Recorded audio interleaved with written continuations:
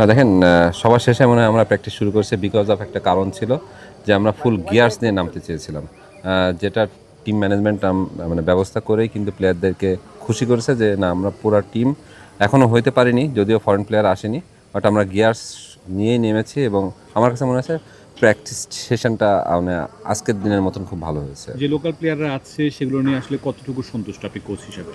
Definitely আমি আগে থেকে বলে আসছি যে আমাদের হয়তো বা মিডিল অর্ডারে একটা ল্যাকিংস আছে, এই জায়গাটা ফুলফিল করার জন্য আমরা বাইরের ফরেন প্লেয়ারদের সাথে কথাবার্তা চলতেছে স্টিল। হোপফুলি হয়তো বা তারা কালকে আমাদের মনে হয় যে চলে আসতে পারবে, কাল পরশুর ভিতরে টিমের সাথে জয়েন করবে। আর যারা লোকাল ক্রিকেটার আছে আমার কাছে মনে হয় লাস্ট ইয়ারের নাইম শেখের পারফরমেন্সই বলে দেবে যে last year Naim Sheikh top run গেটারের ভিতরে একজন ছিল, অনেক অলরাউন্ডার আছে, তারপর শেখ মাহাদি, তানভীর আছে। বোলিং ডিপার্টমেন্টটা অসাধারণ, শুধু এখন ব্যাটিংটা যদি সবাই ভালো করে করতে পারে তাহলে আমার কাছে মনে হয় যে টিমটা রেজাল্ট করা সম্ভব। এটা কনসার্ন দেখা দিয়েছে যে আপনাদের 6জন বিদেশির মধ্যে 3জন বিদেশি আসবে না বলে জানিয়ে দিয়েছে। এই বিষয়টা কি আপনি জানেন বা আপনাকে জানানো হয়েছে? আচ্ছা, ডিকোয়ালার ব্যাপারটা জানি। ডিকোয়ালা শ্রীলঙ্কা রিসেন্টলি টি-20 টিমে চান্স পেয়েছে, এই জন্য বোর্ড এনওসি দিচ্ছে না। আর আবরারের সাথে কথাবার্তা চলতেছিল, আবরার লাস্ট মোমেন্ট পর্যন্ত ওকে হোল্ড করে রেখেছে। আর স্টার্লিং নিজে থেকে নাম উইথড্র করেছে। আর বাদ বাকি যারা আসতেছে ডেলপোর্ট, তারপরে গোলাম, এরা হয়তো বা রিসেন্টলি জয়েন করবে টিমের সাথে। দল সাথে দেখি আপনাকে একটু বেগ পোহাতে হবে কিনা, মাত্র 3জন বিদেশি আসছে বা এখনো আসেনি না আপনার না, নিজের? 4জনই আসবে, আমরা 4জনকেই নিয়ে মাঠে নামবো। দল সাথে তো অতটা বেগ পেতে হবে না আমাদের, যেহেতু 7জন লোকাল ক্রিকেটার খেলবে, 4জন ফরেন, তো আমরা 4জন ফরেনকে চেষ্টা করবো প্রথম থেকে যেন অ্যাভেলেবেল থাকে তারা এবং ম্যাচের সাথেই খেলতে পারে। দল সাজানোর কথাটা বলছে এই অর্থে যে 3টা বড় নাম যারা আসতে চাচ্ছেন, আপনারা তো ওই চিন্তাগুলো করেই হয়তো দল সাজানোর চিন্তা করছিলেন। সেই জায়গা থেকে কিছুটা কি হলেও দলের শক্তিমত্তা একটু দুর্বল হবে কিনা সেই জায়গাটা?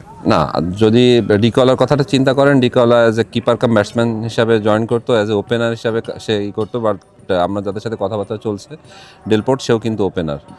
সো এই ক্ষেত্রে আমার কাছে মনে হয় আমার হাতে পর্যাপ্ত ওপেনার আছে, আমার শুধু মিডিল অর্ডারটা খুঁজছিলাম আর কি। গোলামের সাথে কথাবার্তা চলছে, গোলাম অ্যাজ এ মিডিল অর্ডার হিসাবে আমার কাছে মনে হয় যে খুব ভালো একটা কালেকশন। আর 2জন যারা আসবে আমার কাছে মনে হয় এখনও কথাবার্তা চলছে, তারা মিডিল অর্ডারের জন্যই আমরা দেখবো। আসলে ডিকলা, তারপরে স্টার্লিং সবাই কিন্তু উপরের সারির ব্যাটসম্যান। আমাদের তো জয় আছে, তারপর নাইম শেখ আছে, এরা কিন্তু উপরেই ব্যাটিং করে। তারপরে ইয়াং প্রমিজিং রবিন আছে। সো ব্যাকআপ প্লেয়ার হিসাবে কিন্তু আমাদের সবই ওপেনার, মিডিল অর্ডারটা আমাদের দরকার ছিল। তুষার ভাই, একটা আর গতকাল এয়ারপোর্টে আপনাদের টিম বাস নিয়ে একটু খেলোয়াড়রা অসন্তুষ্ট প্রকাশ করেছেন। এই বিষয়ে আপনাদের একটু পরিষ্কার করতে, বিষয়টা খুব সমালোচনা চলছে আসলে সোশ্যাল মিডিয়াতে। আসলে সরি ফর দ্যাট, মানে আমরা প্রথমেই আসলে একটা টিম মিটিংয়ে বলাই হয়েছে যে আমরা এর জন্য দুঃখ প্রকাশ করছি অ্যাজ এ টিম ম্যানেজমেন্ট হিসাবে। আসলে এটা হয়ে গেছে, নেক্সট টাইম থেকে আমরা সতর্ক থাকবো এবং তারাও এগ্রিড করছে যে নো প্রবলেম, অসুবিধা নেই। আমরা বাট নেক্সট টাইম থেকে আপনারাও দেখবেন, আমার কাছে যেটা মনে হয় যে ডিসিপ্লিন ওয়েতেই চিটাং রয়্যালস চলছে আর কি। তুষার ভাই, একটা বিষয় হচ্ছে যে 3টা পর্ব, সিলেট পর্ব, চট্টগ্রাম পর্ব, ঢাকা পর্ব। সিলেট পর্বের প্রাথমিক যদি গোল সেট বলি তাহলে কি আপনারা দেখছেন? এর মধ্যে এখানে কিন্তু একটা ফ্যান বেজ আছে, আপনি জানেন যে ভরপুর দর্শক হয়, পাশাপাশি খুব ভালো একটা উইকেটও আছে। সব মিলিয়ে সিলেটকে আপনি কী করতে চান আসলে সিলেট পর্বে? দেখুন, আমরা 4টা ম্যাচ এখানে যদি 2টা ম্যাচ বের করতে পারি আর কি, 2টা ম্যাচ যদি জিততে পারি, ধরেন অনেক বড় বড় নেম আছে এখানে, রংপুর রাইডার্স, রাজশাহী খুব ভালো একটা টিম তৈরি করেছে, সাথে সিলেটও কিন্তু ভালো টিম তৈরি করছে। আমার কাছে যেটা মনে হয় যে না, ওই তুলনা থেকে আমরা অতটা স্ট্রং টিম না, যেটা ফ্যাক্ট। বাট আমাদের মাঠে খেলে জিততে হবে। সো যদি ভালো ক্রিকেট খেলতে পারে ক্রিকেটাররা, আমার কাছে মনে হয় যে রেজাল্ট করা সম্ভব। বিকজ টি-20 আসলে এনিবডিজ গেম। যদি ভালো শুরু করতে পারি, মোমেন্টামটা নিতে পারি, তাহলে আমার কাছে মনে হয় যে কোনো টিমকে হারানো সম্ভব।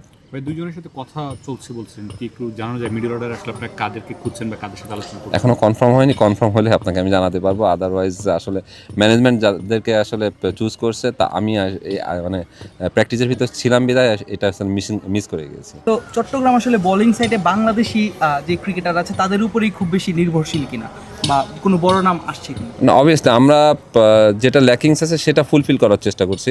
বাট চিটাং রয়্যালসের আমার কাছে যেটা মনে হচ্ছে, Shariful one of the good bowler. আমার কাছে মনে হয় এই ফরম্যাটের জন্য শেখ মাহাদি নতুন বলে বোলিং করে, তানভীর, তারপরে আবু হায়দার রানি আছে, সুমন খান আছে, জিয়া আছে, জিয়াউর রহমান, সো মুগ্ধ আছে। পেস বলিং মানে বোলিং ইউনিটটাই আমার কাছে মনে হয় যে বেস্ট আমার টিমে। একটু ব্যাটিংটা একটু ল্যাকিংস আছে, ওইটাই আমরা ফুলফিল করব।